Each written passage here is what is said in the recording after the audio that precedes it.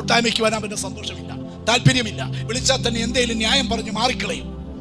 വേദവസ്തു വീട്ടിൽ ഇരുന്നാലും കുടുംബ പ്രാർത്ഥനയെ പോലും വേദവസ്തു എടുക്കാൻ താല്പര്യമില്ല.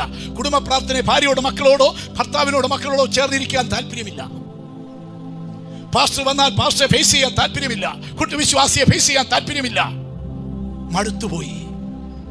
നിന്നെ മടുക്കാനല്ല ദൈവം വിളിച്ചത്. എത്ര പേർക്ക് ദൈവത്തെ സ്തുതിക്കാം. നിന്റെ ക്രിസ്തീയ വിശ്വാസ പെന്തക്കോസ്ത് ജീവിതത്തിൽ നിന്നെ മടുത്ത് കാണാൻ വിളിച്ചതല്ല ദൈവം. പിന്നെയോ വിശ്വാസത്തിന്റെ നായകനും പൂർത്തിമാനുമായ യേശുവിനെ നോക്കിക്കൊണ്ട് നിന്റെ മുമ്പിൽ വെച്ചിരിക്കുന്ന ഓട്ട നീ സ്ഥിരതയോടെ ഓടുക.